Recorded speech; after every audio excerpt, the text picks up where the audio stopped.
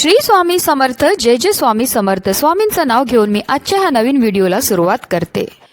शास्त्रानुसार होळी हा सण वाईटावर चांगल्याचा विजयाचं प्रतीक आहे। या दिवशी भक्त प्रल्हादाचा विजय झाला आणि त्याची आत्या होलिकेचे दहन झाले।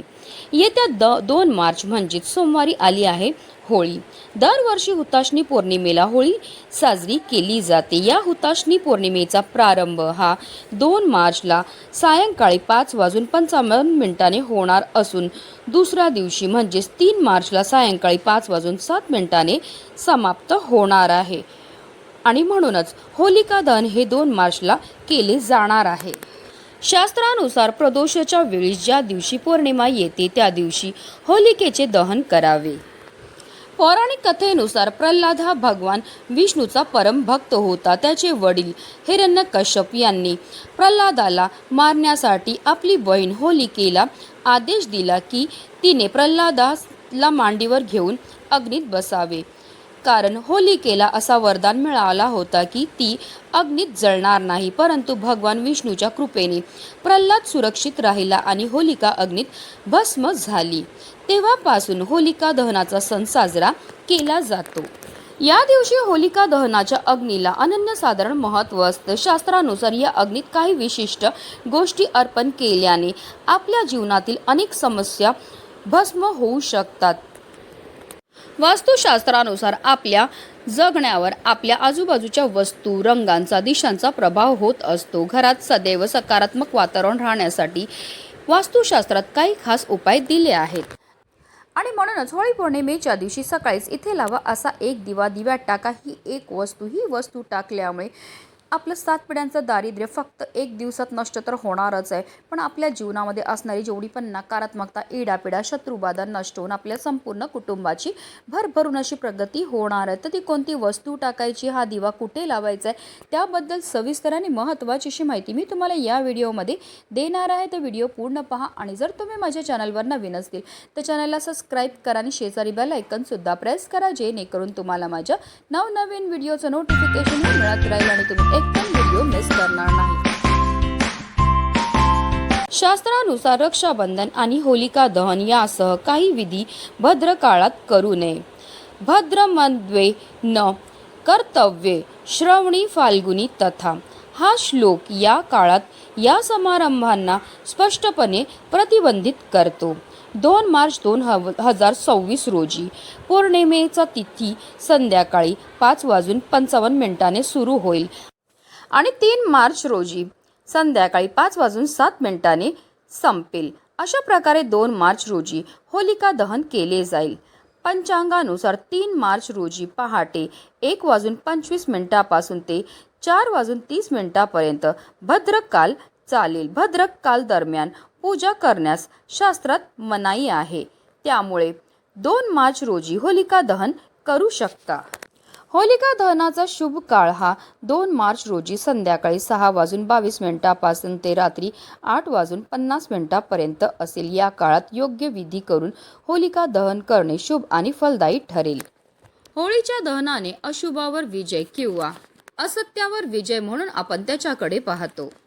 होलिका दहनाच्या वेळेस आपण काही व्यक्तींना काही वस्तू ज्या आहेत त्या पेटत्या होळीमध्ये टाकताना पाहत असतो, तर त्यामागे सुद्धा आपल्या शास्त्रामध्ये काही कारणं ही दिली गेली आहेत। जर आपण पेटत्या आगीमध्ये काही विशेष वस्तू टाकल्या तर त्यामुळे आपल्या जीवनामध्ये असणाऱ्या ज्या संकट आहेत, समस्या आहेत, आर्थिक अडचणी आहेत, त्यापासून आपल्याला मुक्तता मिळण्यामध्ये मदतही मिळत असते। पौर्णिमा तिथी ही श्रीहरी विष्णू आणि माता लक्ष्मीला समर्पित आहे। पौर्णिमेच्या दिवशी माता लक्ष्मी ही जागृत अवस्थेत या भूतलावर भ्रमण करत असते आणि जो भक्त खऱ्या श्रद्धेने, खऱ्या मनाने माता लक्ष्मीची पूजा, सेवा, आराधना करतो त्या भक्ताचं घर सोडून माता लक्ष्मी कुठेही जात नाही। आणि ज्या घरामध्ये होळी पौर्णिमेच्या दिवशी हा उपाय केला जाईल त्या कुटुंबाची वर्षभर आर्थिक प्रगतीही होणार आहे। आता हा उपाय आपल्याला कधी करायचा, तर होळी पौर्णिमेच्या दिवशी हा उपाय आपल्याला सकाळीच करायचा। जास्तीत जास्त तुम्ही दुपारी 12 वाजेपर्यंत हा उपाय करू शकता, त्यानंतर तुम्हाला हा उपाय जो आहे तो करता येणार नाही। आपल्या घराचं मुख्य प्रवेशद्वार हे आपल्या घराचं सर्वस्व असतं. आपल्या घराच्या मुख्य प्रवेशद्वारामधनंच आपल्या घरामध्ये नकारात्मकता, सकारात्मकता, चांगली लोक, वाईट लोक, लक्ष्मी, अलक्ष्मी ही प्रवेश करत असते. आणि जेव्हा अशा काही विशेष तिथीला जेव्हा असा हा दिवा आपण आपल्या मुख्य प्रवेशद्वारावर लावतो, तर त्यामुळे आपल्या घरामध्ये असणारे जे दोष आहेत, नकारात्मकता, अलक्ष्मी ती घरातनं काढता पाय करून निघून जाते. हिंदू धर्मामध्ये दिवा लावणं हे अत्यंत शुभ मानलं जातं. दिवा हा ज्ञानाचा आणि प्रकाशाचा प्रतीक आहे. ज्योतिषशास्त्रानुसार दिव्याला सकारात्मकतेचे प्रतीक आणि दारिद्र्य दूर करणारे साधन मानण्यात आले आहे.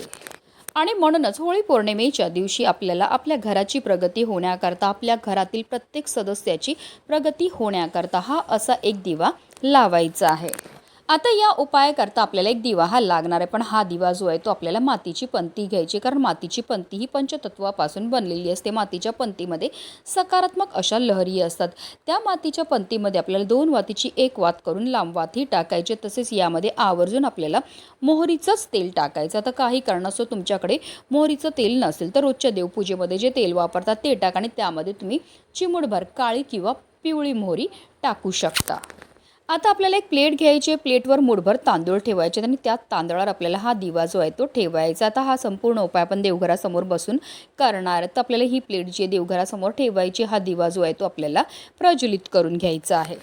आता या दिव्यामध्ये आपल्याला एक बत्ताशासुद्धा टाकायचा आहे. बत्ताशा हा माता लक्ष्मीला अतिशय प्रिय आहे. होळी पौर्णिमेच्या दिवशी जेव्हा आपण होळीमध्ये धान्य अर्पण करतो, नारळ अर्पण करतो, त्यासोबत बत्ताशेसुद्धा आवर्जून अर्पण करत असतो.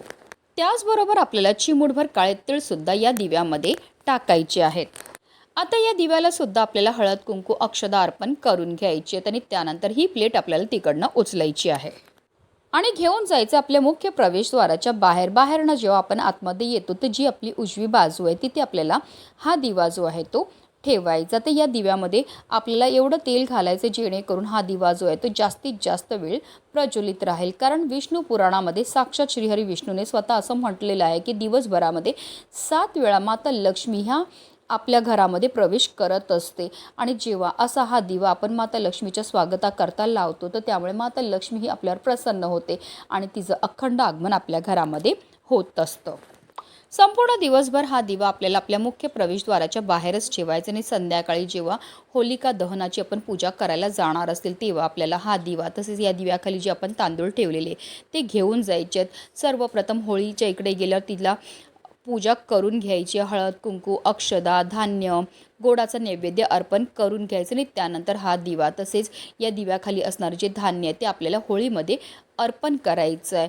असा हा दिवा तसेच हे तांदूळ होळीमध्ये अर्पण केल्यामुळे आपल्या घरामध्ये असणारी जेवढी पण नकारात्मकता, इडापिडा, दोष, दारिद्र्य हे दूर होतं आणि आपल्या संपूर्ण कुटुंबाची भरभरून अशी प्रगती होत असते. होळी पौर्णिमेच्या दिवशी आपण लक्ष्मी प्राप्तीकरता जे पण उपाय करतो ते नेहमी कारगर ठरत असतात. म्हणूनच व्हिडिओ जास्तीत जास्त लोकांपर्यंत शेअर करा जेणेकरून प्रत्येकाच्या आयुष्याचं कल्याण हो हीच मनामध्ये इच्छा. श्री स्वामी समर्थ. जय जय स्वामी समर्थ.